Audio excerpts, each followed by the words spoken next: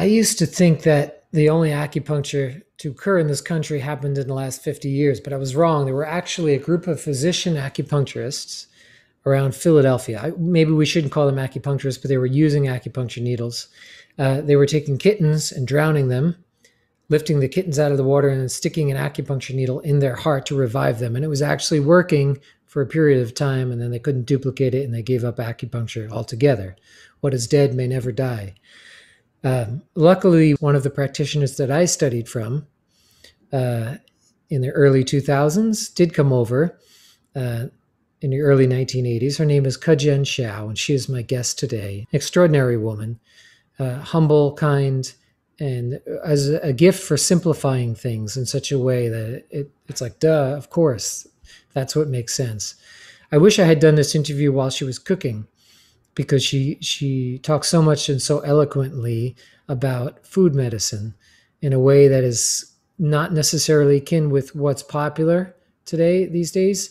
And so I think, therefore, it's even more valuable. So give her a try. It's been about more than 15 years since I had a real conversation with her. So I was really happy to sit down with Kejian Xiao again and do this interview. Hunting for Healers podcast. Thanks for listening. Please follow.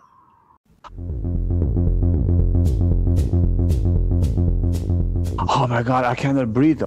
Hello, you're free. I believe that the tree of knowledge of good and evil is Iboga. Shamanic practice is to actually go visit yourself at your own death. Withdraw your permission. Tell it to get the hell out of here. They use crushed seashells, coca leaves, and saliva. Then I land back on Earth. Everybody thinks it's just been 3 years, but it's been maybe 3 lifetimes for me.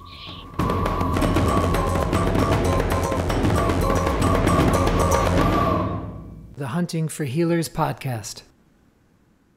Hi. Hi. Nice to see Long you. time no see, y'all. Very long How long time. ago? Probably, 17, 18 years. Wow. Very Time long fly. time. Really. It really does. Yeah. Oh, man. Well, you look great. Yeah. So do you. Thank you. I'm in my office. Yeah, it's great. So you have raw herbs there? I have raw, I have granular, I have pills. And how do you prepare your herbs for your patients? I prepare based on what I see, what easy to apply to them. But based on the person. Right. Yeah. Certain patients I do need to push them to cook in it. The majority of patient doesn't want to do the work, right? Yeah. I miss, because most of my patients want granules or pills, like granules in the capsules. Right. And but you definitely lose something by not having them actually see the herbs, right, and connect to them on a visceral. Very true. Sometimes I have to convince them, I said everything is based on your energy to the treatment. So the cooking is part of the treatment. Yeah. So in certain case, I really force them. Nice. Yeah. Isn't it true that in some places, I've heard it in China, that in some small communities, rural places, that there are some herbal practitioners, they don't even give the patients the herbs, they just give them the written prescription, and that the prescription itself is supposed to be medicinal. Have you heard that? This is some mystery on here there. I remember when I was practicing in the hospital, one of the pediatrician who just have so much great reputation, and often the parents just carry the kids to see him, then go home. Didn't do anything. Then they said they feel better. Who knows? Well, I have noticed sometimes that a patient will make an appointment to see me, and I don't think it says anything about me, but about the process. And they'll make an appointment to see me, and they'll immediately start feeling better. Oh, that's true. Because when they are so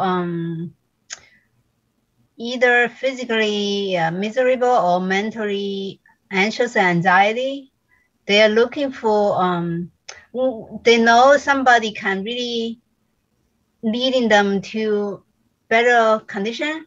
They walk into the door, they are more calm. They know they're in the right place. They see right person. That makes huge difference too. Yeah, totally. Yeah. So I'm going to kind of take the vantage point that I don't know anything about Chinese medicine, just for at least to start. And I mean, when you think of it, and when you don't normalize it, it's kind of a strange thing, right? Like we're taking sharp pins and putting them in people's bodies, and it's supposed to be medicine. It's very artistic, you know. It's very like visceral and wild, and I love it. But so I guess I'll just ask you from the start: what is acupuncture, and how did it begin? It's very interesting question, you know. As even I come to modern, you know, this years it's a modern practice, I think, you know.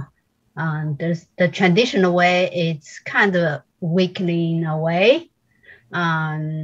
So acupuncture actually, as the term, I first time was experienced by actually in the 1968, I think, during the Cultural Revolution, and my brother had polio, post-polio. So my mom tried all kinds of therapy for him. I always follow them around to help my mother to whatever she will ask me to do. So that was like I am around 10 years old. There's a kind of army doctors come to the city to set up an acupuncture, as it's called, not necessarily they say acupuncture. Yeah, they say new acupuncture method for all kind of disease. And what I observing, my brother had the acupuncture is the plum flower needles. Oh, the 7-star needle? Yeah, the 7-star needle. So this is like a plastic wand that has like 7 little spikes on the end, and you move it, and it has like a whip slight action. Exactly. That's the first time I observed. That's a very scary thing to observe. I know. So they just made the whole legs had the kind of red marks. You know, I said, what that really do? I had no idea. That's the first time. Wow. You know, I've had quite a few some tough cases that the 7-star needle or the plum needle really made a change. Like, so there was one patient who had some retained lochia in her body from a miscarriage. Yes. And it could not come out, and they were getting concerned. They were going to give her stronger drugs to get everything out. And I used the 7-star needle on her lower back to release it, because it invigorates the blood and it opens up the blood passages. Certainly. And it worked. It got it out. I don't think it would have worked with just regular needling. Yeah, it depends on the method. Yeah. Yeah, for this patient, anywhere where I was with her. Right. Yeah. So anyway, go ahead. So then, you know, and of course, when you go later on, for when I was 20 years old, I went to school at a traditional Chinese medical school. So that's what we're learning the history as what you guys learning, you know. Yeah. So wait, back up even further though. When you were a baby, or small child, what traditional Chinese folk practices or medicinal practices would you experience? Was that part of your childhood? Mostly like folk remedy, because my mother is really use a lot of home remedy for me. I don't really remember I see doctor. Maybe once in a while I see we live in the school as my mother work in the high school. So in China, in that time, literally, where you work, well, they'll provide a living for you. So the school has nurse. We always call them a doctor.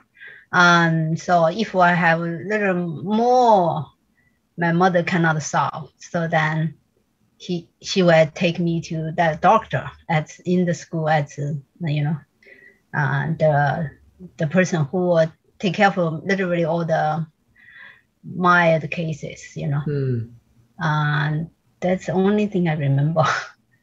Okay. And the funny thing, I really have good memories. My mom always collected the mulberry leaf in the winter beginning.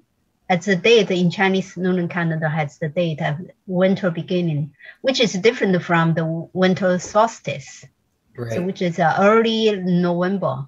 In that time, the leaves still hang there, but it's ready to drop. So that's the time to collect the mulberry leaf. And she always asked me, let's get more leaves for this year. So that's what she did. And she shadow dry the leaves. Then I said, what that for? In that time, I always ask her why. So she said, well, you know it. Sometimes we make a tea when you have a sore throat or cough. Then that's what we have. When we have sore throat and cough, often we have the tea with mulberry leaf and dry persimmon fruit. So which is like a treat, Yeah. Then next day you're fine. Yeah. Lovely. So then my problems is I often get the attention is my stomach issue. I'm very sensitive with GI system, and I used to get a kind of something allergic. So either throw up or diarrhea. So and I remember when this happens, my mom always give me a 神曲 tea. She will buy for the herbal shops to buy some 神曲, stay storage in somewhere. Once she sees the problem, then she make tea for me. So there were certain herbal prescriptions that were household common. Oh yeah, she always have something she put somewhere. We have no idea. Yeah. Yeah. What did your parents do for work? My father worked for first he worked for like a labor union. The union is like a big organization in the whole country, every city, and he as one of the officer worked for there, and later he worked at a labor department for a while. Then Cultural Revolution comes, then he got some punishment. Anyway, that's my father. Then my mother is accountant, work in the high school. That's since I understand things, I remember we live in the high school. That's what her work until she retired there. Why did your father get punishment? During the Cultural Revolution, if you are in the position work for government, you always is a target. That's what they took her position, his position away, and then sent him to some camp for half a year. I think more than half a year, maybe 9 months. That must have been traumatic for you. Yeah, that time is dramatic for everybody, including our family. I think every family had some drama. Anyway. And where did you live? What town or city? I live in Xiangtan, city of Xiangtan, in Hunan province. And so it was a more populated area? It kind of as a medium to small size of the city. And it's everywhere is populated. Yeah. But considerably not to populate. If you go to the big city, then you know what's populated, overcrowded, you know. Yeah. So I have to go back to that first question, though, like in terms of how acupuncture began. Like, what is your understanding of the origins of the medicine? I was similar like you in the school, then had a more idea what acupuncture means. And we know it's the needle, and we're learning the meridian system. But you know, when I went to school was 1978. That's just right after the Cultural Revolution. So in that time, a lot of information is not there. So the teacher will just give very dry knowledge for us. We had no kind of a deep understanding, you know. And then you see the herbs, you can see the material. But when you talk about the meridians, you have no idea. And most likely you just know, oh, this is the point, the stomach 36, this is the point of large intestine 4. You put needles, then you will solve some symptoms. Huh. So that's same as what you heard the first time. Because they were trying to demystify it?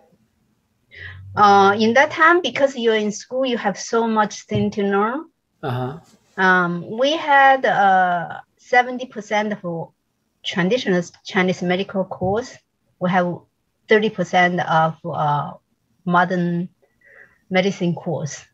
So every day we study for 6 days a week, and the morning have full class, afternoon have 2 hours class, every day like that, 6 days. So many material come to your head, you had no time to question it. Yeah. And plus, after high school, when the Cultural Revolution, I was sent to the farm, be a farmer. So you lose 3 years of had material for even book to read. 3 years, we don't have much kind of books to read or something learning. We're only learning how to grow rice, grow vegetables, something like that. Very labor demanding. But 3 years later, we had a chance to go back to school. You just like so hungry for knowledge. And I think in that time, I had no idea until I graduated. Until I graduated, I was assigned to the hospital, be a doctor. Then you all of a sudden you wake up, oh, that's what you're known for. Yeah. So that's my experience. I know I feel like really, and when I teach you guys, I feel as I said, if I have the same opportunity as what I think, I really deeply try to understand the material must be much better. But I learned by the years. Yeah. My life experience. Yeah, you taught us from your experience for sure. From the book, you say, the Yellow Empire classes as 灵书篇. The 灵书 has the pretty whole map of the acupuncture meridian system, right? And in the 素问篇 had a lot of idea of the body connection in the internal organs and the physicals, right? So those book, I believe, it's not come from one person. It's come from many practitioners. Yeah. And until in certain ways, I think the Tao, as the at 易经, the ideal is really dominated for Chinese culture in that time. Yeah, so a lot of scholars study and discuss on that. So I think that book was really like it's many scholars worked together. So I believe it's that. But I will not say, there's no book say who invented, Yeah. right? Yeah. And would you say that the acupuncture that you studied during the Cultural Revolution is very different than the acupuncture you practice now? Absolutely, for my experience, my life experience.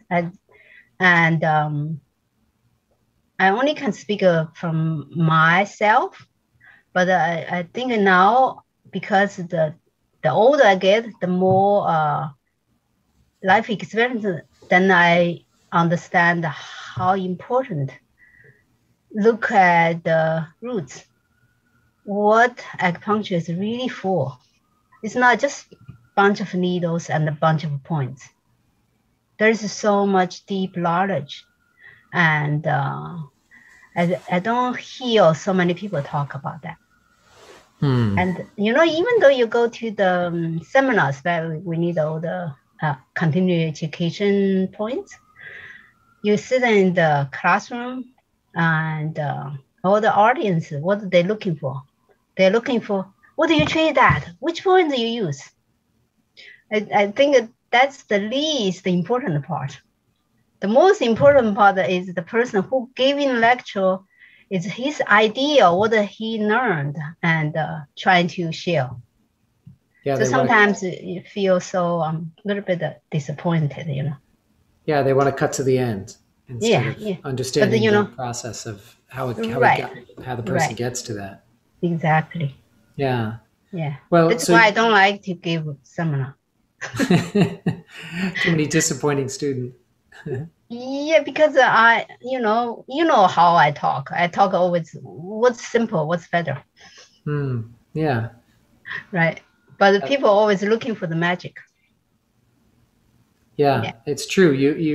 You had a capacity to break things down to the simplest, most functional way, but you also did so in not, it wasn't limitation, it was like out of a joy, out of a sense of like, that's what because you're in the so fundamental, then that's your base, then you can really play.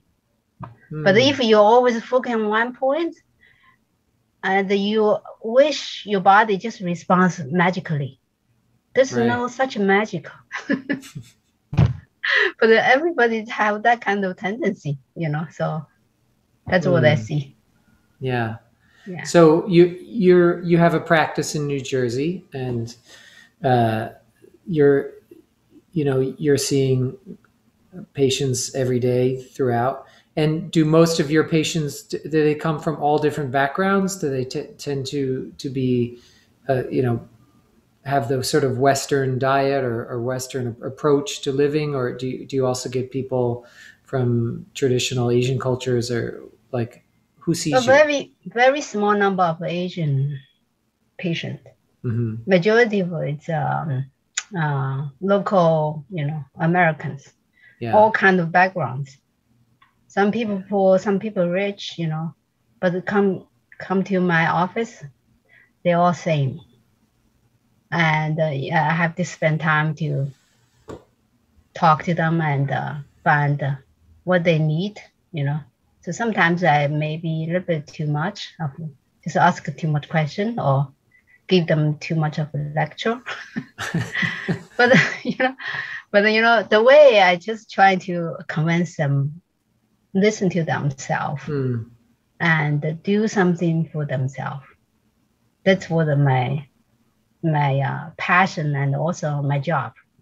And it's a very fine balance, right? Between, like, one time a patient called me Dr. No. No. Everything. no, like, don't do this or don't do that or don't. So it's a very I see. Yeah. It's a very specific balance to pick a battle, right? To pick a focus, in other words, to be like, even with my kids, right? To be like, this is something I have to make a stand for and say that this is really going to throw your body out of balance. Whereas this over here, it's maybe not as important. I have to let it go because I can't put up. Oh yes, I can't be absolutely. obsessive. Yeah, and then when you like to get more information, so we'll come back. So if they don't like that way, so they're not going to come back. I cannot really kind of dragging them, right? Yeah, you just That's have to what speak it. I believe, you know. So what made you want to come to the US, or what made you feel you had to come to the US? Actually, what made me, there's a long story. So my husband come for this country as a graduate student. And in the meantime, I was in practice at hospital. I was very busy.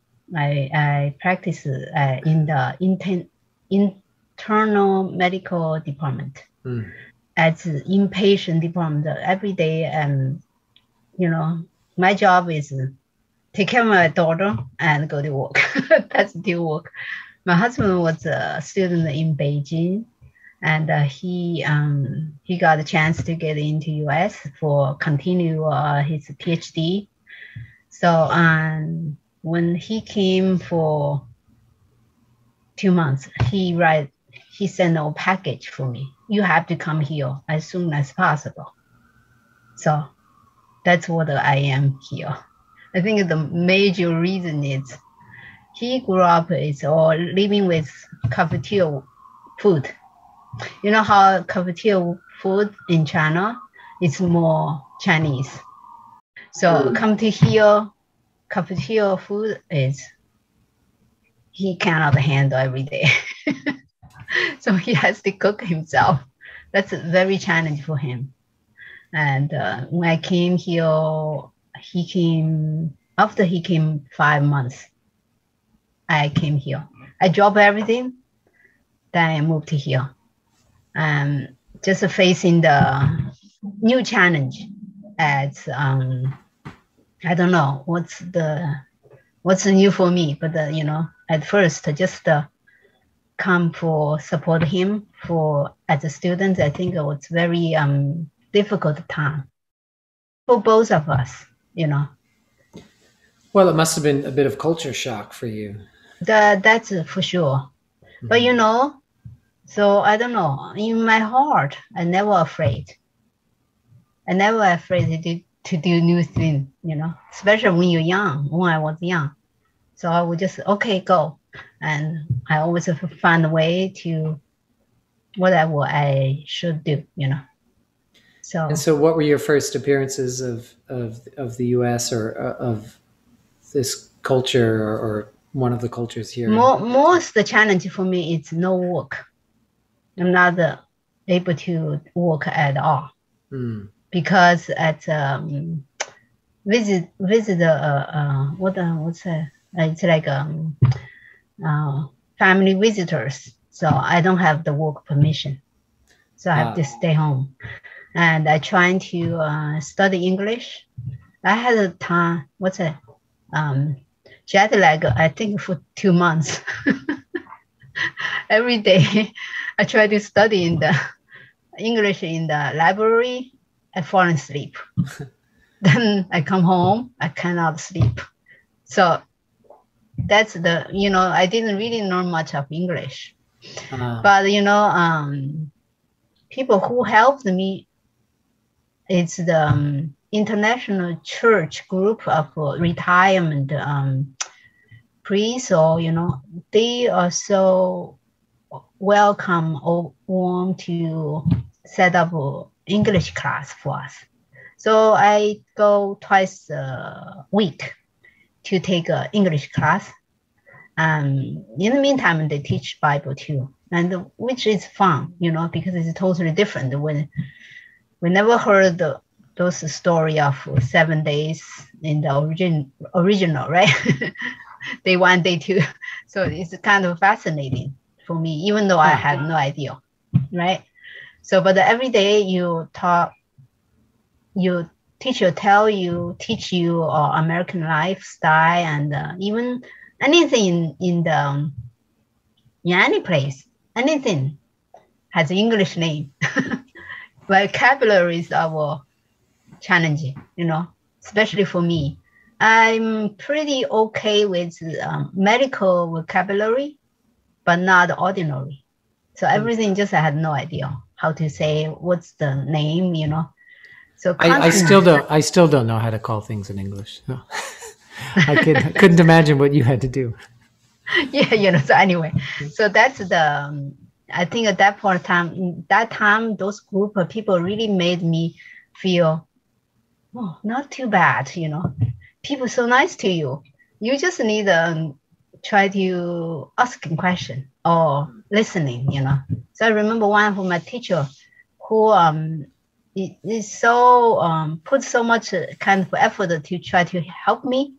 And even every time, you know how we spend almost 3 years in Buffalo, and Buffalo people is all the football team Bills, right? Yeah, yeah. Exactly. So every time the game, so my husband has a group of friends always come together to watching the ball, watching the game.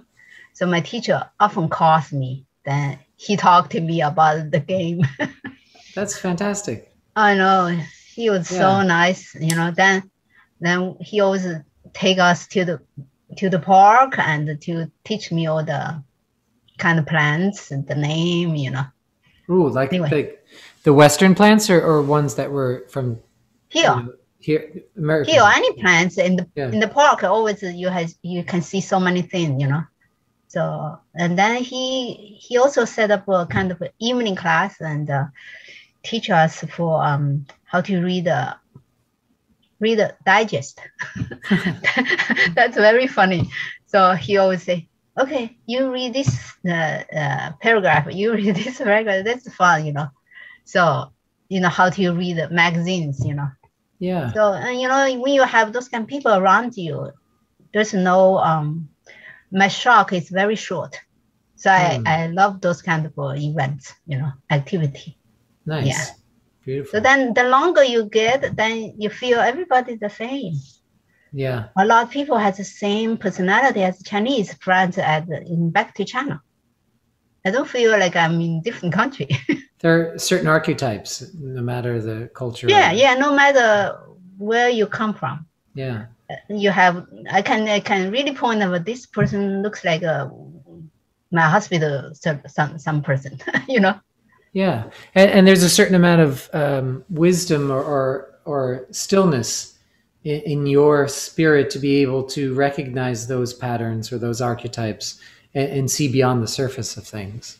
Yeah. So that's why I don't really shock too long. That's good. I would imagine that. You know, in Chinese, we have a phrase to say, when you come any place, it's new, you just flow with the custom. Then your heart will set in, you know. When in Rome, do with the Romans. Yeah. Right, exactly. Yeah. So you come to Minnesota. Is that the first place you came to in the U.S.? That's the second place. Second. We moved from Buffalo to Twin City. Yeah. Colder. And colder. We spent the 9 years there, challenging the cold. Yes. Wow. So when your first entry into an American grocery store, what's the difference? How is food different here? You know, like what's your experience of the way people eat and the way they live with food? The first thing I gave you experience is that they look so too beautiful. It's not like real, you know. And then for a few months, then you see they always have the same old stuff. They don't have season change, you know, in the grocery store. Now it's much better. Yeah, it's better now. Yeah, before, you know, like 30 years ago, you only see cucumber, celery, carrots, and cabbage. And that's pretty much. And the other something local here, I never know what's that, you know. Yeah. So what I know is that's the thing. They don't have any season change, you know. Yeah, that's the first time. And it looks too pretty. You mean like it's chemically altered, right? Yeah, it's like a you know, because China sometimes will make the plastic or wax Yeah. made like pretty arts. Yeah. That's real looks like that. Wow. That's So how do you eat? What kind of foods do you eat? What do you focus on? How do you pay attention to seasonal changes with foods? What's the medicine of food according to Kejian? you know, seasonal, you know, every season grows certain thing. But in the North Zone, normally it's still because it's so cold, right? Nothing alive.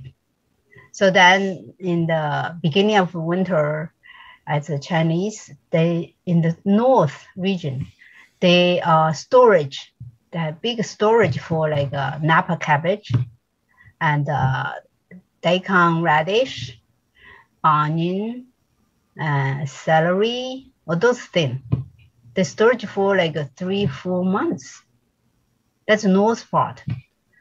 And I grew up in south part. And south part, every season has a different group of vegetable. Mm. So, and I don't know if you remember, I took you guys to the Chinese grocery store or Chinatown. Yeah, I remember. Eat something, right? Yeah. So I remember I was in Minnesota. I took them to Chinese grocery store, and the majority of students said, "I never thought that before." I would show them, you know, what this for, what that for, you know. But now I think, you know, those kind of vegetables come to more like local, so that you see the more fresh produce. What are some important immune foods? You know, now that people are beginning to take off masks and become more, get out of their house more. What are foods that can be supportive to immune systems to help them? The best is you have to look at the fruit or the food from the shelf. Is the best is from local, and then season wise, because food gives us energy, not just component of vitamin C, vitamin this, vitamin that, or fiber. It's not that simple. But still, in this agriculture, it's shifting. It's not really a lot of things. It's not grow on the ground, right? They are in water. Some technology just use the water and the sun, right? So those things is definitely, I don't believe they have the energy as the food. Mm. So, but I always tell patients, just say, try to eat local produce from the farm. We have a lot of farm in New Jersey, so they do have a lot of season produce, you know. So you can go to shop, or they even ask you to pick up from the field, you know. So I said that's the best to give you energy to boost your immune system. So once again, you're just keeping it simple. It's like, instead of focusing on superfoods or the best powerful foods, it's just eat clean and eat local and eat natural. And all season.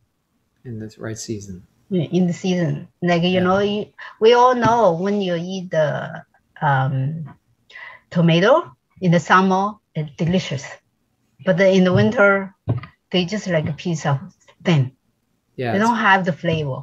They don't have the energy. Right? Yeah. So what are the foods for the season we're in right now? So first of all, before I ask that, do you alter the seasons in your mind? Because like in Chinese calendar, right? Like the seasons come earlier in terms of the medicinal calendar. So like spring is much earlier than a spring in New York, right? When you start to feel warmer and you're outside and certain things can grow. So when does spring start in your mind? It depends on where you live, and where you live give the springtime different from, you know, like now we live in the north region, so definitely it's not like a south. Right. I would say, not say Florida, say North Carolina. Yeah. So definitely they'll spring much earlier. Yeah. Right. So you have to flow with that. Even though the energy is turning to spring, but here you have to wait, just not to celebrate too quick. Yeah. You know, that's what. So more important to wait to the things would naturally be grown where you live than, for instance, to ship them in from somewhere warmer. Exactly. Yeah. So you know, the local one most in the spring doesn't have the fresh produce as in the south, right? So what we can really get is actually you can do your own sprout from the seeds. So that's a great way to welcome the spring. You know, so because the seeds has power. And that's why in the spring, in the north region especially, eat more grains or sprout grains. Those things has power. And instead of, I need lettuce, you don't need the lettuce every day. But that's people good, just like, because I don't eat much lettuce. yeah, people just get crazy for big bowl of salad every day. No, you don't need it every day. So what sprouts and what grains or what are you talking about? Sprouts from what? Chinese like the mung bean sprouts and soybean sprouts because they grow nicely and they taste also much more soothes our taste bud, I guess. But in this region also a lot of people sprout other beans. I feel like that's still too heavy for me, so I normally don't buy. I have some dampness in my body, right? Some routine fluids. Everybody has that. Yeah, Everybody has that. Yeah, but it's tricky because I also get dry. So, you know, like I'll have dry mouth at night, so I can't just have drying things. So how do you determine somebody's constitution in terms of food therapy? You know, we talk about food therapy, all need a grounded to stomach and spleen, no matter what kind of constitution you are. Yeah. Right? Everything, if you are lacking something, it's come from your stomach, it didn't really give you. And, or you have too much other thing, it's also your stomach just couldn't component, you know, decompose the food. Right. That's in too much. Sitting in your body like dampness, you know. Yeah. So the roots is the stomach. And the thing I always say, no matter which deficiency or which repetition, you have to make sure your stomach do the right thing. And if you are really looking for help, so you need to treat that first. Then you can help yourself. That's what start from the middle. Yeah, start from the middle. Yeah. Yeah. What would you say is I mean, it seems like people that I treat, and there's a tendency here to gravitate towards a lot of cold things, you know, or spicy food, either extreme. And there's not a good practice of finding that middle ground. What do you say to patients what are cold foods? You know, I think this moment it's too much of so popular of green juice. Yeah. You know, and you know, as a practitioner, we always say, how is your digestion, right?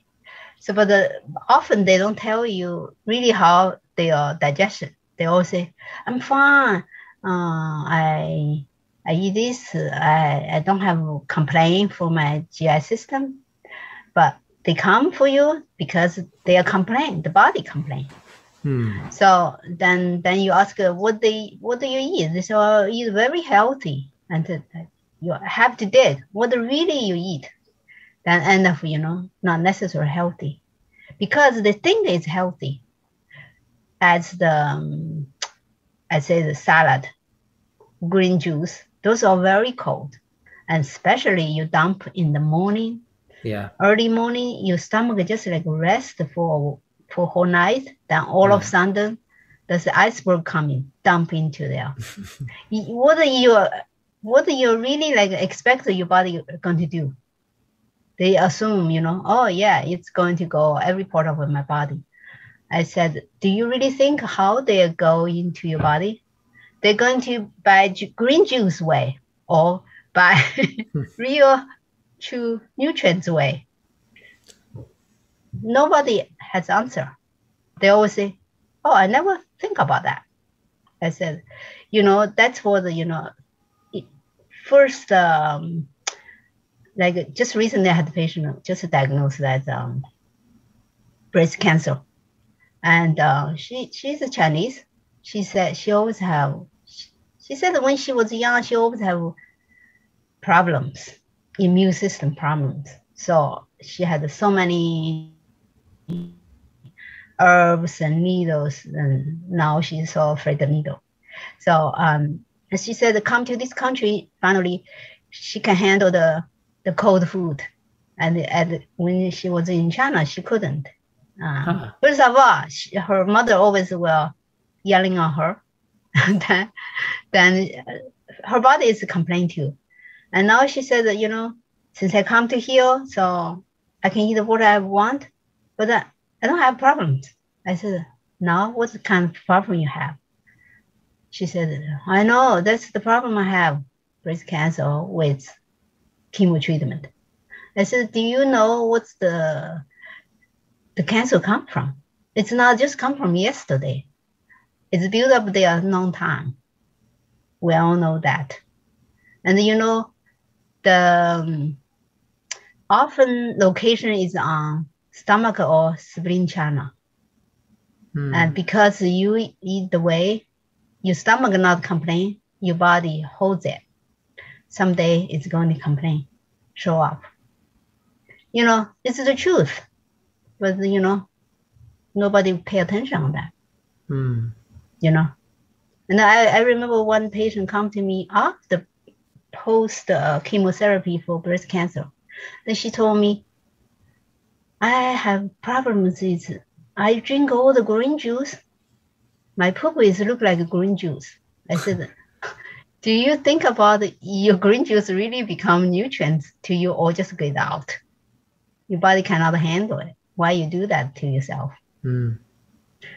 That's what I like to, everybody walk door to here. I have to kind of share those kind of thinking to them, and make them to think. I don't push them. Sometimes I try to help them to modify it. So like if they won't stop, they don't stop. But if they could at least add, warming herbs to it, like, things that are. I don't think it still work. The best way, especially you have issue, you have physical issue. Yeah. You have to reset your stomach function. The way you really reset is nourish the spleen. What's the best to nourish spleen? It's grains. Grains, yeah. The grains. It's the soil, and you have to cook them well. You cannot just chew in the granola bar. That's not going to do anything. Granola bar. It's just make it worse. So that's why they have to make a porridge. Do you think a lot of the sensitivities that people have nowadays to gluten and wheat, do you think that comes from the way they process it, the way they process the wheat, or does that come from an overall general diet that's not? I don't think it's really the issue. It's the overnutrition. They eat too many things. They just made the body just more sensitive, and they all dump to the gluten. Maybe some people is very sensitive for that. The gluten is, we do have some people has lack of the enzyme for gluten. That's the true thing. I don't think everybody has gluten issue. Yeah. As the enzyme issue, right? So I think it's how the way they dump food to the mouth or supplement to the mouth really cause the issue for the guts. Too much. Too much. You see how people come from I know bunch of fibromyalgia patient comes. It's a big bag of supplement because they're looking for solution. And then they searching all kinds of information from Medium or from somebody. Then they spend so much money to buy so many things. I said, your fibromyalgia, what's the term stand for? It's your muscle ache. Muscle is really rooted by food. You don't really feed yourself and you feed all the supplement. You think your muscle is going to get the nutrients. No, they don't. That's what I said. You need to dump those things away and try to eat. Start with simple food, then goes add more things, and make sure spend time to cooking. People doesn't want to spend time to cooking. No. They're always looking for an easy way. But the one more thing I have to emphasize in this interview, I would tell everybody who especially has a stomach issue, don't cooking too much of food frozen into the refrigerator, then you take them out, heat up in the refrigerator. No. Heat up in the microwave. Yeah. Microwave heating food is the worst for stomach to recover. Microwave food is the worst thing for recover the GI system. How come? Yeah, we both of us, me and my husband, has a stomach issue, and I'm trying to not use the microwave at all. But he used to take the leftover from home for lunch to work. Yeah. In his company, and at beginning you have no idea. You just eat, then you finish your duty, right? But until his stomach had a stomach ulcer, duodenum also had bleeding. So then after that, I said, you better just eat fresh food, whatever your cafeteria or outside, instead of carry from home leftover. So he did that. So then in the periodic, he feels good. Then he feels too expensive. You know how. I know. Gentlemen is always save money. Anyway, on the mouse, not other thing. I said, just $10 lunch, it's okay. Don't think about it. It's too expensive every day. So then okay, I said, I'm packing for you, but just see. So for 1 month later, his stomach started acting again. Then he know it's the microwave. This is not good, not good, because you don't want to end up in the hospital again. Yeah. Yeah. So then I normally don't use that, but occasionally I do that. Immediately my stomach complains with the microwave heat leftover food. There's two things. Leftover is not necessarily good. So that's why we need to cook fresh. That's what I show you. I always cook 3 meals a day. 3 meals. Wow. 3 meals. How do you have time to cook 3 meals a day and see so many patients? Morning, it's my time to preparing breakfast. Then in the meantime, I will preparing cutting. Chinese people like to saute. And cutting is the main thing for people to stop cooking for themselves. I just have time to cook, preparing what I want to eat in the lunch. Then I take 1.5 hour break. So we're living very close, 10 minutes drive. So I go home, just put all the food together in the wok. So I have a rice cooker. So I come home, rice is ready to eat. and just cook a vegetable, you know. So then dinner, so I have I make mainly I just eat noodle soup with vegetable from scratch. This is simple. Dinner, I always tell everybody, don't eat much. But if you spend so much time to just cooking for dinner, you don't eat. So that's a waste of time, right? Yeah. So that's why. When you say don't eat much, do you mean the volume of food or the amount? Volume of food and the variety of food. Both. Yeah. So just it's a comfort. It's not needed. Yeah. Dinner is not needed. It's comfort. You know. What is needed? What is needed? The needed is breakfast. Breakfast is needed. We know the reason. The whole sun comes down, we wake up, it's ready to go. The ready to go means you have a lot of activity. What's the fundamental of activity? Is energy.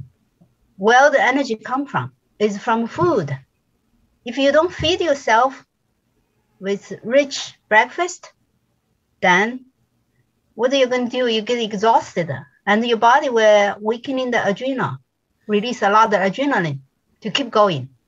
Well, there's a lot of people on these intermittent fasting diets, so they're only eating a certain amount of hours every day, and they lose a lot of weight. I think in the biochemical way, intermittent meal fasting for lose weight, I don't against that, but I think they should apply right time. Not just feel you need to eat, then skip.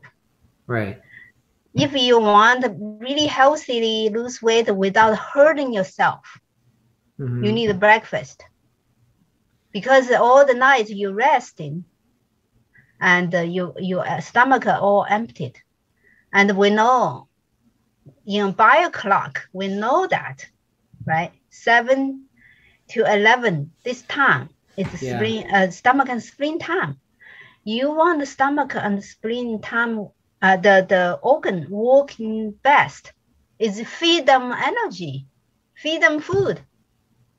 That's their job. All the time you feed them, they just like so slow.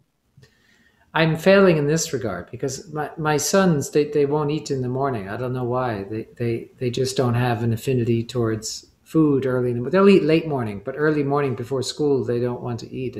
Because they eat too much in dinner. You think? That's the reason. Yeah, you know, when I grew up, we don't have enough food. But my father always feed us plenty, trying to. And we're always hungry. No matter which meal, you know. In that time, the food is limited. And especially for rice or bread, it's very limited. You only can allow to consume that much per day. Right. So you have to really carefully to apply. Right. You know, and also oil, vegetable oil, is all very limited. So without the fat, your body feel hungry much quicker. So that's what, you know. We never had the trouble for that, but because now too much food all the time available, that's why. That's the reason made the body not hungry in the morning. I see. So what about like these rice cookers where you can have food cooking all day, like bring it with you? Is that something you think is a good idea? Those devices, I think it's workable. So rice cooker definitely save a lot of time. Yeah, something I could bring here because when I work in the city and I'm far away from home, it's really hard to. I'm buying expensive food all day that I don't know who's making it. Right, definitely. You can pack in whatever you want, cook, then throw into the rice cooker, then you have your meal. So I eat that way. I have energy to go through the whole day. If I don't eat that way, after lunch after lunch, your body has to digest the food. You feel so sleepy, right? After lunch. But if I eat breakfast well, even though I eat lunch, I don't feel the fatigue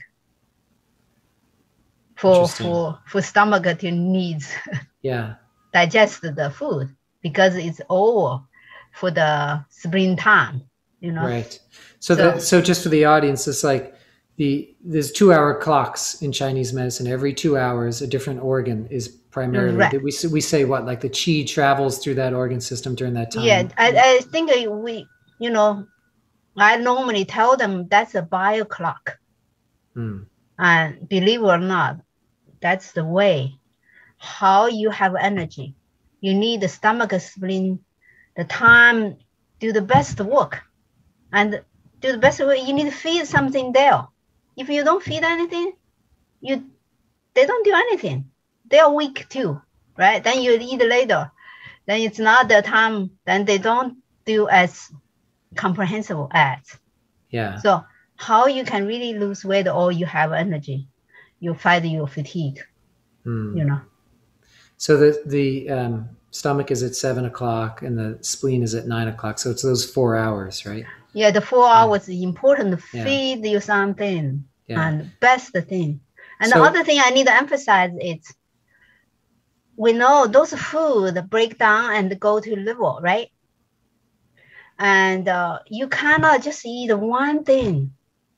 The liver constantly working at chemical factory. You cannot make something, you just feed partially of the ingredients. You have to eat the comprehensive one.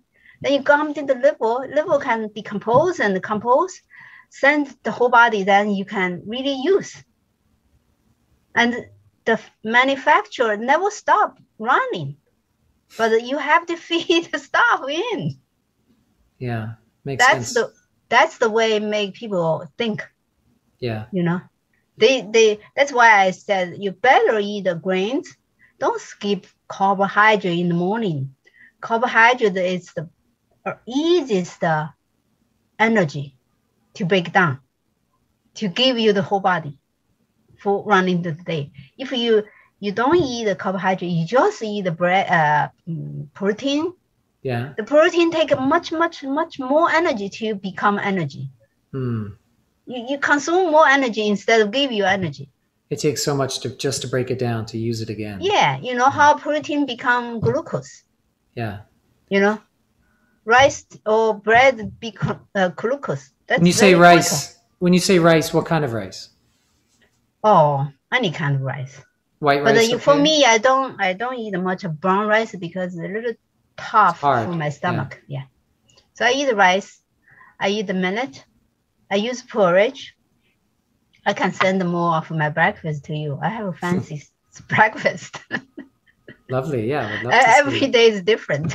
It's like a kanji. It's a rice mix. Yeah, kanji. It's not only rice, millet, corngrass. I mix all kind of thing. But all kind of thing I select for my body's needs. I can digest. Something cause issue, I don't use it. Like for example, I'm sensitive for oats. I cannot. Oats give me trouble. So then I use the oatmeal. Everybody say how good. So I try, Then I find out I'm kind of cannot break them down. I have later issue. So there's a porridge. Mix the sauteed vegetable and 1 egg and half banana. That's our meal in the breakfast. You feed everything at once. Then you can run for the day. And, nobody pay attention for that. At what we think the food come to the body. You think, I eat egg in the morning. I don't eat other thing. So eggs give you some energy, but not enough for the day. Yeah. Right. So vegetable, that's what you have all the other minerals and vitamins, right? And you combine it with the egg yolk nutrition, plus rice all together. So your body form the nutrients to send to every cells. That's the most, what's the word? The effective way, you know. And, you know, for people just trying to lose weight or trying to recover fatigue, you know, they always, you gave me a magical point or gave me some tea. I said, you know, tea maybe help you for this moment, but if you don't change, you don't have the tea. You take too much tea is not good neither. I don't believe take medicine forever. Yeah. I have been taking immune herbs this year though, since COVID, you know, since I've been working through COVID, and I feel like it's helped me, and I've given them to my children too. Is this something that you would do? So I it's almost like a prophylactic herbs that just boost the chi, boost the immune system, support the blood, but there are also herbs that fight the pathogen. What is your philosophy in terms of herbs to strengthen yourself during a pandemic? For this pandemic, you know, when at the beginning we see the clinical report as all the cases, they're not only trapped in the lung, but they also attacking the stomach, right? Mm-hmm. And this virus is showing all the dampness in the body as to cause all the damp symptoms. So that's what I focus on the GI system. And I don't take regularly, but I have the strategy for when you expose to somebody who has it. So you do, I have three formula. Sangjuin for half dosage, and also curing pills for half dosage to prevent you really be attacking you. That's for you exposed for those kind of virus. If you don't, just eat well and active, exercise, do the regular thing. That's the way to keep your immune system in tune. And I don't take them all the time, you know. Anyway, I asked a patient. I had a patient who has 8 or 9 family member in the house. So 5 is kids in the outside. You know, you know how kids, you cannot stop them go out, especially teenage to more than 20 years old. Right. So she had 2 episodes of family member exposed for somebody diagnosed as COVID. So before it happens to her, I already gave her curing pills, Sangjuyin and Xiao Chai Hu Tang, at all pill form. I said, when you have something happen, just text me. Then I give you instruction. So that's what, you know, not everybody exposed at that time. So I said, give the person who really close exposed to the patient the whole dosage. Then the whole families take half dosage for 3 days. And that's the end of last year. And she did that. She was so happy. Everybody all tested negative. It doesn't really have symptoms. And just to early April, again, one person who was sitting with somebody diagnosed as COVID in the car for 20 minutes. So then she was in panic. She forgot the instruction. I said, do this. Then she said, oh, I need a new. I said, you just come to pick up. And for 1 month, she come back. She said, oh, thanks goodness that nobody had the COVID or negative. Yeah. Do you have remedies or support systems for the vaccine, for people who take the vaccine to help harmonize it? You mean? Well, I've been giving some patients herbs with the vaccine because they're having a hard time. Oh no, I don't really do that. But they always have a little bit of symptoms and or reactions. When they come, I give the treatment. Yeah. Have you noticed that a lot of women with menstrual problems? This April, in Yeah. the April, so many people had menstrual. Yeah, I think it's because of the vaccine. No, I mean, and I'm not against the vaccine. I just noticed that that's something that That seems to may be. happen. I was surprised. Yeah. 4 or 5 of the patients missing the period. Yeah. I said, interesting. It never happened before. Yeah. You know why you guys all come together, like report to me. Yeah. Maybe I never think about that. Some miss their periods and some have very heavy ones. It's interesting. I don't know for sure because it's just my empirical body of evidence. But yeah, that's a good thinking. You know, yeah. all the thoughts come from factor, right? Yeah. You know. Yeah. So that's what we do. Yeah. We deal with every day. Yeah. What are you thinking in your head when you needle a patient? Do you focus your mind in a certain way? I focus on I maybe subconsciously had that. I don't say I really purposely to do that. But normally when you talk to them, you know what the problem. So then in the meantime, you kind of play your head to say what I'm going to put the needles in, and plus, then you have to distract them, not get too nervous, right? Yeah. And that's the way I practice. The Chinese medicine, we have these 5 phases. In each of these phases, there's an emotional affect and a spiritual affect or a spirit. And I've always found it very interesting to think about when a person passes on, when their time is done, and what happens with those spirits and where they go and where they're returned to. What's your understanding of that? I'm not really kind of spend much time to think about that, but you know, I do believe there's certain people surrounding you. It's more important than anybody. Their spiritual always with me. For example, for myself, experience is my mom.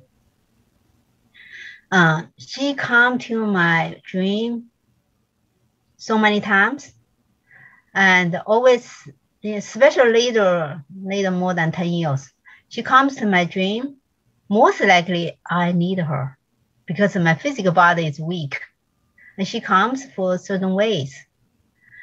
I never think she left me, you know. And in my dream, she always vivid as used to. Oh, that's beautiful. Yeah. And the other person is my daughter.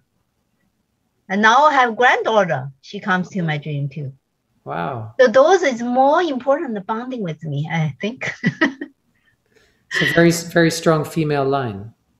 Oh, for me, yes. Yeah. Even my sister doesn't really come much, but she comes. But my brother, father, my younger brother, they barely come. My father sometimes comes, occasionally. You know, my husband doesn't come that much. It's all my mother and my daughter. That's the interesting part. The spiritual always there. Yeah. You know. And when they come in dreams, do you feel like it's that it represents a part of them, or is it a part of your own mind? Myself. Myself, most of the time it's my physically weakness. When you're physically weak, your yang qi is low.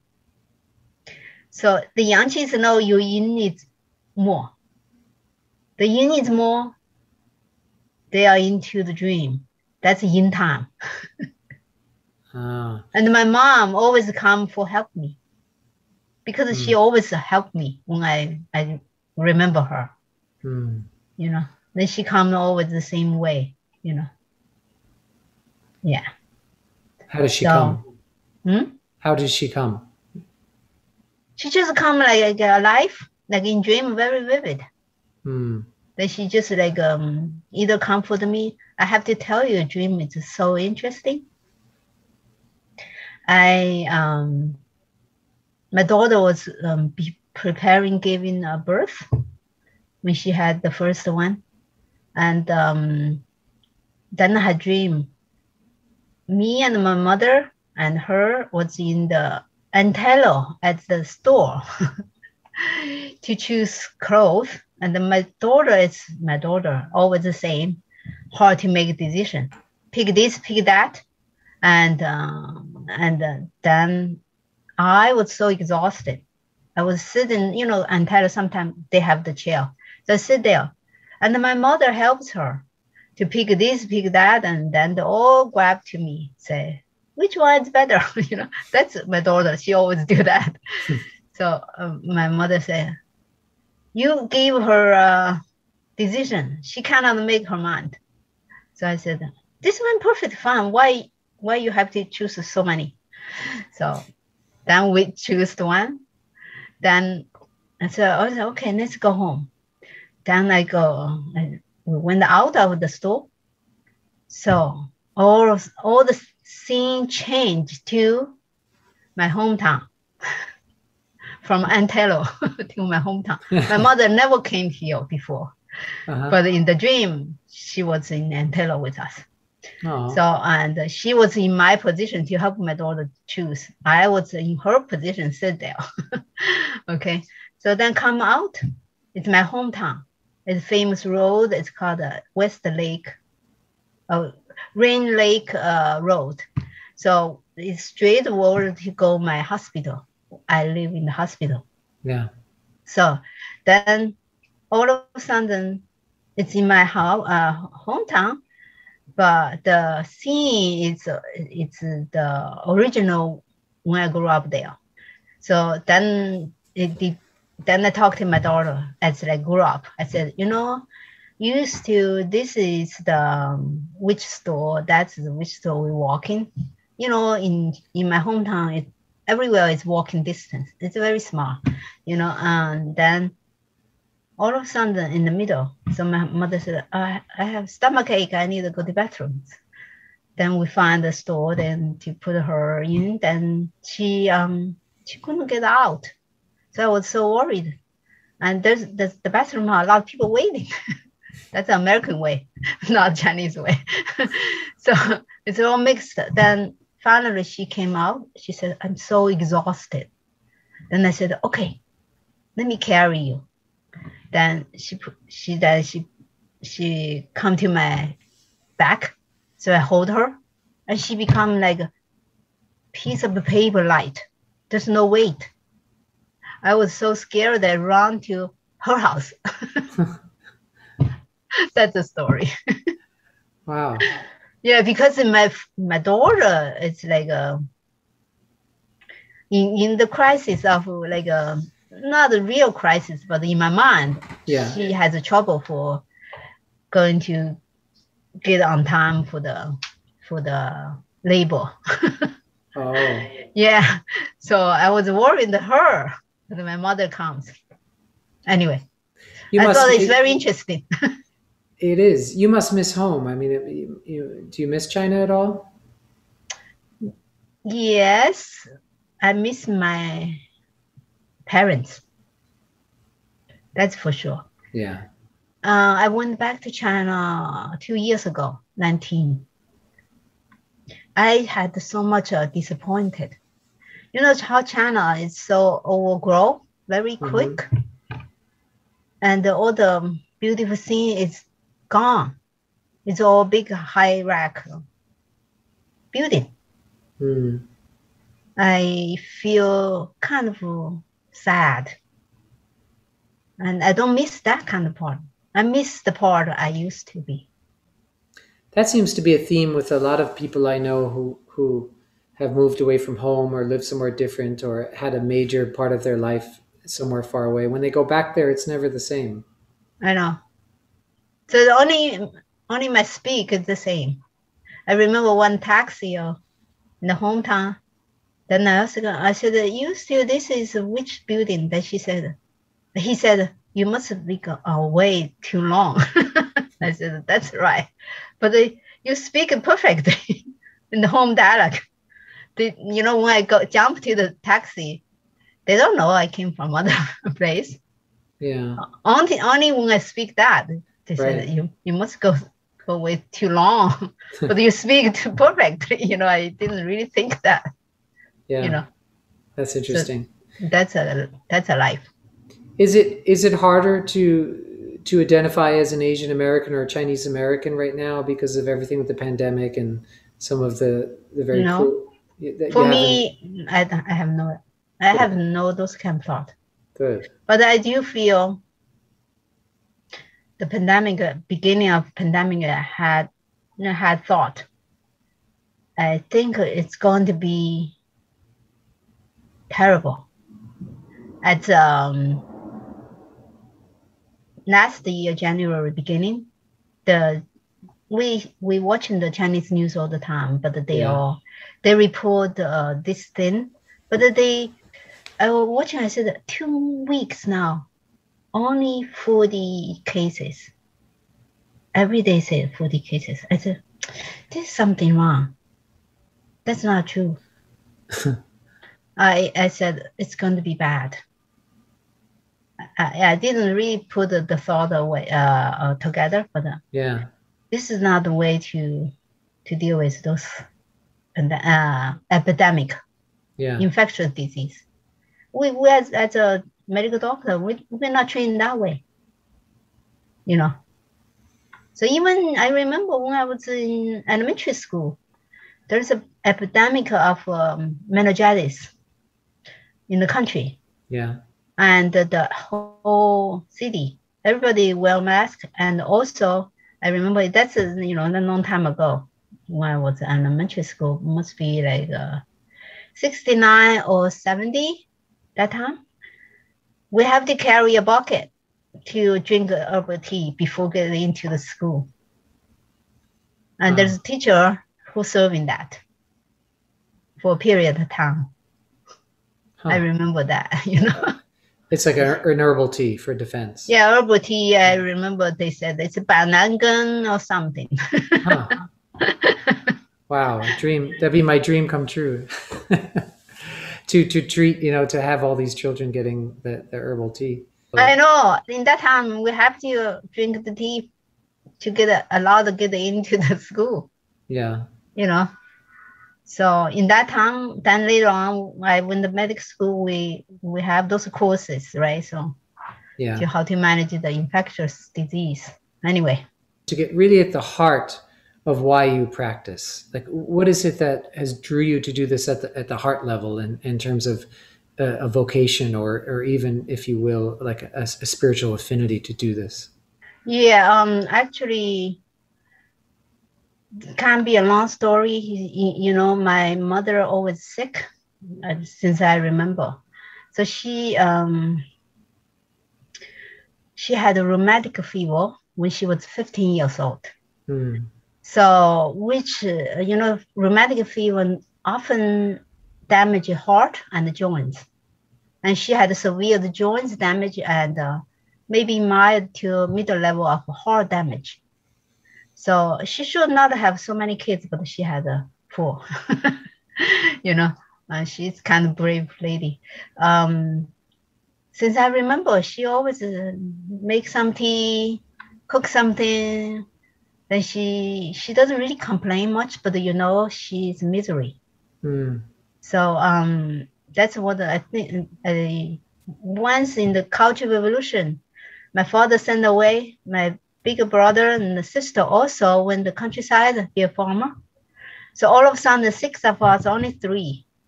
And the shrink down to, half. And my father is a great cook. He kind of feed everybody. So all of a sudden, my mom, it's not the cooker. And we have to work together. Yeah. I'm the one my father always asked me to do things for him. In the kitchen. So, and my mother will cook for us. Then she always asks me, is your daddy do that? That's the right to do? So I will give her like a opinion, what I see, So I remember in the 69, so she got inflamed of rheumatic arthritis. Mm-hmm. Fever, joints like blue, red, you know, and she has to be hospitalized for, I forgot, two weeks maybe. Uh-huh. So, and every time after school, I have to, I kind of visit her. And my brother, younger brother, is 3 years younger than me. She's too young to walk too far to go to hospital. So she was with the neighbor. So I go see my mother. Then my mother always tell me today what kind of treatment she had, no matter I understand or not, because she had nobody to talk. She tells me, she said, the thing I really remember, she really gave good credit for the actually acupuncture student, intern student who come from the school I graduated in that time.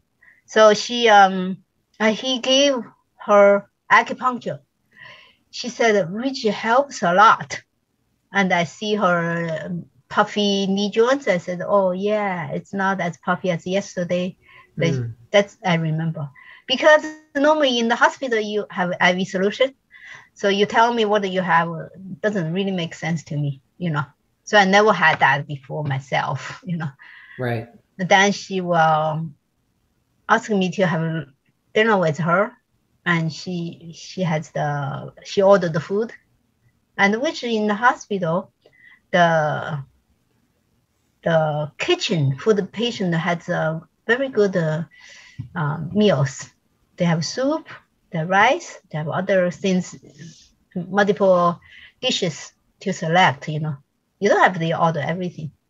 But I remember she had like a spinach soup with, I think it's a pork liver. Mm-hmm. That's a pretty famous for when you're so weak and recover. Yeah. You know, that's what I remember. And then after that, you know, she always choosing some folk remedies for herself. She come home with a bunch of herbal medicine. Herbal medicine need to cook. So she still so weak, she cannot really cook. So I have to help her to cook the herbal. In that time, we use the charcoal fire. There's no like gas fire. Uh-huh. So the cooking is very tough. You have to watch it. Otherwise it blow, you know. Yeah. So I remember the foods. There's foods in her formula. She said, this one I need to cook 1 hour first. Then I have to watch the clock and you know, stay with the pot, you know, then put other thing in and after it's done. So I helped her a lot. Then when she's so sick, especially when she's sick, she would say, 4 of you, one should be a doctor. I remember many times she said that. She wants one of her kids to be a doctor to take care of her. Then, and to start with how the herbal medicine is kind of magical, right? Then she do some like some winter disease of summer treatment. Then she has a big pack of herbal tea, and I mean all the leaves, the twigs, I had no idea, from somebody, you know, not from real doctor, like a herbalist. Yeah. So then she said, people say this one we need a kind of a sauna, like make it like sauna, you know, boiling the tea, then the steam to go into the tent. Then you set the steam to sweat her all the dampness out. Then she used partially the tea to make roast chicken, like a cooked roast chicken. Every July, start with July. Every 10 days it's a time in Chinese lunar calendar. So we said summer, most of the hot time is the early July. It's called the Yifu. Then 10 days is 二伏, 三伏. It's, you know, like 3 section of treatment. I remember I was helping her that. Those gave me like a really hands-on. In that time, I don't really understand. So, but she do help me at hives. I have a really allergic issue, at the skin issue. So I often get hives. Maybe the spring now, I would say maybe the spring hives, like a seasoning allergic. Not necessarily rhinitis. I often remember it's all bodies like hives, so itchy. At 6, 7 years old, the itchy is really irritated and will kind of complain all the time. Yeah. Then she will bring bigger part of herbal, make a tea, then bathing me. And then she said, I bought a green-shelled duck egg. So green-shelled egg from duck to cook with the tea. Then I eat the egg and bathe in my body. Wow. Yeah, then one treatment, the hives goes away. I don't know what's in there. But, made my younger brother so jealous because I had to eat the egg by myself in that time, Anyway. Some luxury. Yeah. Right. My last question is a question I ask almost all my guests, which is really like, it's forward thinking and it's heavy, but I think it's very beautiful. And that, do you ever spend time thinking about your own death and how you want to die? That's a story with one interesting dream. I had a dream. I was so cold walking in the desert.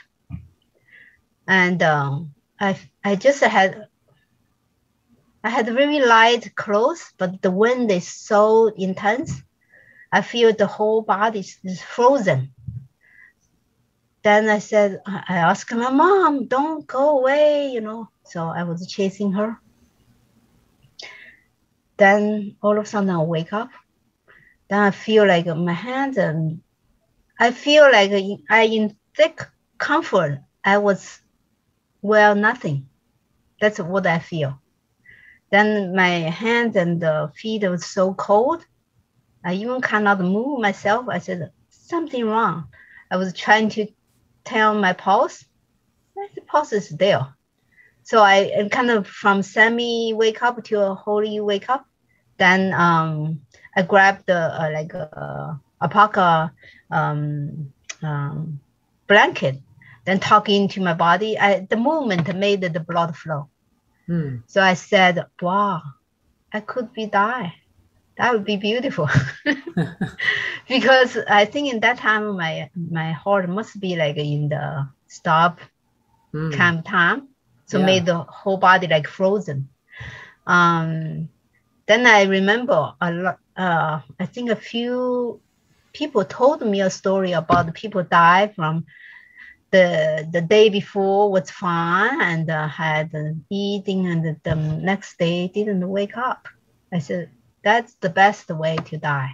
Then I told my husband, I said, you better check me once a while in the night if I don't move. Beautiful. I like that. Yeah. I want to thank you because you really gave me, and I'm sure many other students, 2 things I think that were really important in my development to practice Chinese medicine and folk practices. And one is there's an authenticity, right? Like there's only so much you can learn from a book or even from a good practitioner who grew up in the West. As valuable as they are, there's something different that you can also offer when you're from China and have the lineage in your ancestry and in your bones. Yeah. And so there's that authenticity that you were able to give us a direct transmission of. But also, I think even more primally is your spirit is so pure, and that what you give, it is that simple for you, and to be a good person and to be kind and to be loving, and to put all of that in the context of wisdom and community. I think is such a thing that's so very needed right now. And it makes sense to me why so many people value you and why you've had such a positive effect on so many. Yeah, the more longer I practice, the more I go back to TCM books. Mm-hmm. I have to kind of thank you guys. You know, as teaching job, I learned so much from everybody of students, and especially I teach in many programs so in my life. But you know, Toro is special to me because all group of you, it's so smart and so much question. I have to kind of study process myself to understand. I believe you tell any ideals, you have to from your experience, right? To from you based on you understand the point, the part of the theory, instead of just repeat somebody else. Right. Somebody else is important, but you still need to grab that to digest it and to give in. I remember what's the director name? At our school? Yeah. Kevin Ergo? Kevin. Yeah. You know, Kevin gave me the book, the class of Shanghai Lun. I was shocked. I said, I'm not a specialty on that. That needs too much study. I don't think I can handle that class. Then he said, you know, I need a teacher can read in Chinese, can read classic Chinese, and speak great English, and to give a lecture. So you gave me a person who can replace you. I said, I cannot speak. I said, I guess I have to take. But, you know, I had a lot of book when I was in school. I took Shanghai Lun as a class, but I bought in that time the book in the bookstore about the Shanghai Lun in the history. So many books, but I remember in the TCM history class, the teacher gave us so many important books to should have. So then when I see any book is on the list, I buy. So in that time, when I bought, I never opened because the class is too heavy to work on the other book, right? Yeah. So, and because I took that job, then I started open other books. So all the copy of the book. So I said, now I have to understand every sentence what the author trying to tell us. Right. So that's the beginning of study of Shanghai Lun. Actually, before I don't really know much of Shanghai Lun. So if I teach Shanghai Lun now, that's how many years ago? At least 17 years ago. Yeah. So I said, if I teach now, I will give much better of class. In that time, I just beginner of learner and just teach you, but it's a great starter. I feel like I had like enlightenment in that time. So because of study and also put them into my words to give. And then I pay more attention in the clinic. Then I become more like visualize of patients instead of just symptoms. Right. And grab herbs. You know, it's still very modern. The modern Chinese medicine, I would say, it's too modernized. Right. It's work detail on each herb, what's chemical in there. Right. It's not look at the qi there. And you know, your program really like the herbal class, material medical class, and did ask you to remember the channel entry, right? So the temperature and those kind of basics, we didn't have that. We didn't be asked that.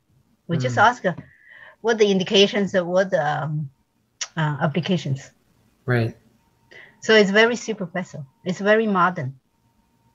So now if somebody asks me a question, I always say that China interest is most important actually. It's tell the herb's qi. And also tells you if the qi is corrected. Don't take too long. Right. Don't just take them. Yeah. What I found as well is yeah, you understand the mental side of the herb and the nature and the organs it goes to and all of that. But then at some point you make a heart connection with it, right? And it goes beyond the thought, and it's like a connection to understand the essence, the signature of the herb, and how that essence and signature combines with a person's essence and signature, and it becomes alchemical in a way, and very hard to describe, but very connected and not at all flimsy. It's very connected. Exactly. Chemical part, it's important, but you don't need to put too much of attention on that. No, it's just too many Western scientists work on that. It's not our use. Yeah. It's not the more the better.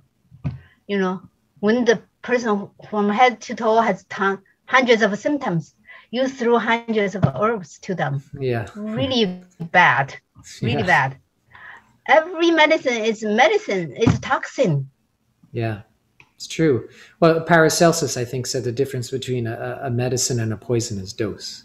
Yeah, exactly. So we have to treat them as medicine. You cannot just say, oh, it's great for this symptom. It's great for aging. It's great for, kidney. No, they could be too much for kidney, Right. Yeah, that's what I think. And medicine for one person is also a poison for another. Exactly. Yeah. So that's why how important for train the individual practitioner have this mind to treat everybody differently instead of treat them like machine or stuff. Yeah. That's really not right. Right. So sometimes I feel very sorry for the patient. But I only can do my part. And you are doing your part. I promise you that. I promise you that. But I do have a bunch of patients just like love to come here just to hear me say something. Every time you always bring new stuff. Good. Well, I'm glad to have some of it recorded and some of it on file now. But mostly it lives in the heart, and so it's very wise, and I'm sure there's so much more to learn from you, and hopefully someday I'll get even another chance. Sure. Yeah, but I'm really interested. I'm studying that since I retired from Toro. About the aging, the qi flow with the season. The older you get, the more sensitive. How we can prevent the old people get sick? The way prevent more like not supposed to have heart disease or brain lack of blood supply. Yeah, it's all because of your qi is not as strong, and the season always there. They turning, we living in there, we get issue. So this is a big topic, but nobody pay attention. And you still, interesting. Yeah, for example, it's summer now. You see a lot of patients has like a eye issue, nose, throat, gum, and ear is worse because the solar energy is too intense. And your own core power, you couldn't hold those power and not much left. It's all poured to the surface, goes to up. It's not infection. You need treat them correctly and then calms down. Instead of dump all the clear heat herbs, Right. They need to pull everything back in. Yeah, you need to Nourish. return to the, guiding the energy to the source. Hmm. We talk about it, but never use it. It's true. So. Like cinnamon root, something like that. Send to the roots. As the dantian. The dantian is the place holds your own source qi, right? Yes. And but when you get old, you don't have much qi left. And once outside the influence is pull the qi out, then you don't have much left in there. Right. And you cannot hold it. When you're young, your qi is very strong. You cannot pull out as much as the solo. So that's why when especially young men who is healthy, you touch the skin in the summer, it's cool. But when the people who is so weak, the skin is so hot. It's all your own energy. And when you're strong, you can hold your cool power, then you make the skin cool because your qi is not leak out. That's the season affect the chronic disease, weak patient, and aging patient. Focus on these areas. Yeah. Yeah, for me, majority of patients have that kind of constitution. Do you have a lot of autoimmune patients? That's a part of autoimmune. Yeah. Autoimmune patients, they don't have much energy. That's why they are miserable with the season change. Yeah, it's true. Yeah.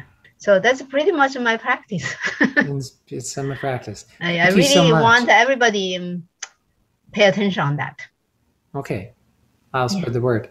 Very good. So thank you so much for coming on.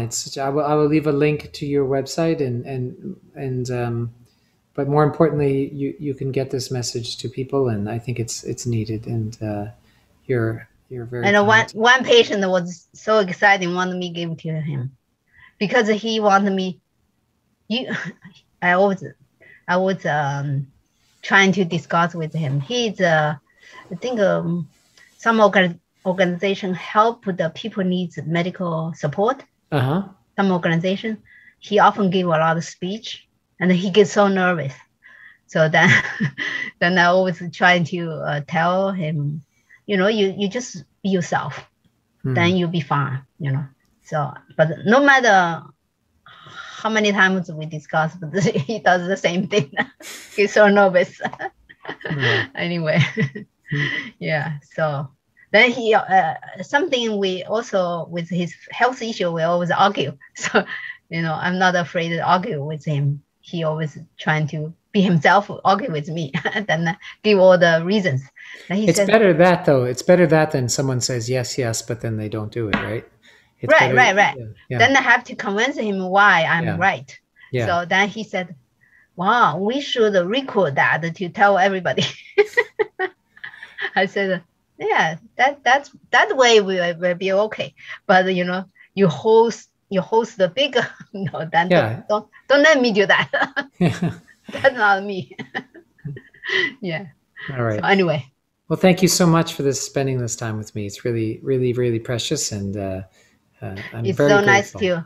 I read all your Facebook with all the beautiful pictures with your kids and the scenes. Yeah. You have the same heart. So that's why I still remember you lend the book to me. Oh, Fourth Uncle. The Fourth Uncle in the Mountain. Yeah. Very good book. Yeah. Yeah. Hopefully someday I'll get him on, but he's very elusive. He's still in the Vermont. Yeah, as far as I know. Yeah.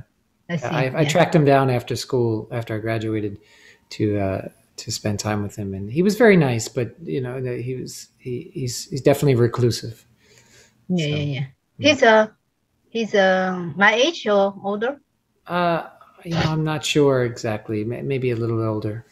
I think he's older because he was in the Vietnam War. He was already a teenager or something. So. Yeah. Okay. Thank you, Kejian. Thank you so much. You're welcome. Thank you very much. I'll talk to you soon. Okay. Yeah. Sure. Yeah. Okay. Bye. Take care. Thank Bye. you. So, what an amazing interview with Kejian Xiao. You can look her up online at kjclinic.com. I'm going to make sure of that. And but she was so gracious to spend this time. Yeah, kjclinic.com. Her practice is in New Jersey. Wow. Special thanks to Barrett Martin for his music. The Hunting for Healers podcast. Please follow, share, like it, do whatever you want with it. But just don't tell me. I'll talk to you later. Be well.